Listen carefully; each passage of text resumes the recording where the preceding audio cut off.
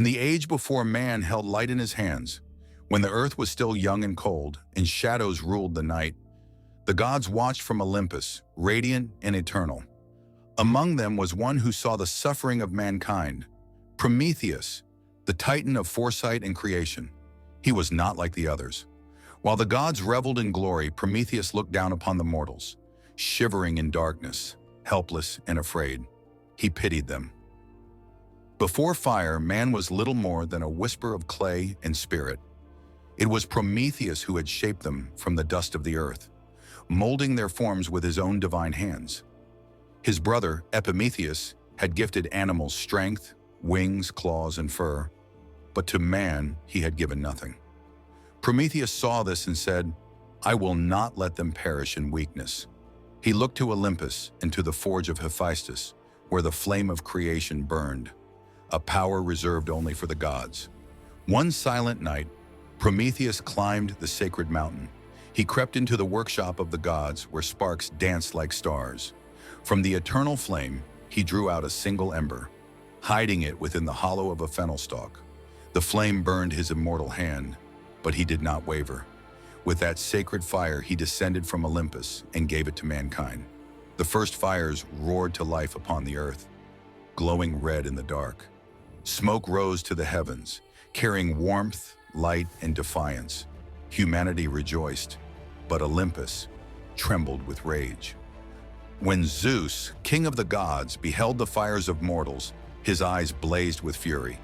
"Who has dared to give them this power?" he thundered. The answer was whispered by every god: Prometheus. To Zeus, fire was more than warmth. It was divinity itself. Mankind was never meant to possess it. "He has made them rivals of the gods," Zeus declared. "For this, he will suffer without end." Zeus ordered his servants to seize Prometheus. Bound in chains of unbreakable bronze, the Titan was dragged to the desolate peak of Mount Caucasus. There, high above the clouds, he was nailed to the rocks. His body stretched beneath the endless sky, and from the heavens came his tormentor, a great eagle, monstrous and merciless.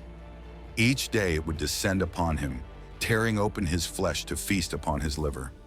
Each night, as darkness fell, the wound would heal, only for the agony to begin anew with dawn. Prometheus screamed, but his defiance never wavered. "Do your worst," he spat through pain. "Man will never forget the fire I gave them." But Zeus was not yet satisfied. If fire had made mortals powerful, then suffering would make them weak again. He ordered Hephaestus to craft a woman from clay, flawless, beautiful, and deadly. Her name was Pandora. Each god gave her a gift: beauty, charm, curiosity, and deceit. Zeus gave her a sealed jar, which men would later call Pandora's box. He sent her down to the world as a bride for Epimetheus, Prometheus's foolish brother. Prometheus had warned him, "Accept no gift from Zeus." But Epimetheus, captivated by Pandora's beauty, disobeyed. One day, driven by curiosity, Pandora lifted the lid and unleashed every evil upon the earth: disease, pain, greed, sorrow. Only hope remained trapped beneath the lid. And so, from Prometheus's rebellion came both fire and suffering, the dual gifts of knowledge and pain. Years passed, empires rose, cities burned, and men learned both creation and destruction through the gift of fire. But still on the lonely peak, Prometheus suffered. Each sunrise, the eagle returned. Each night, the wind howled his name. Yet even chained, he became a symbol of resistance, a god who defied tyranny for the sake of love. Ages later, a hero would come, Heracles or Hercules. When he passed the mountain on one of his labors, he saw the bound Titan.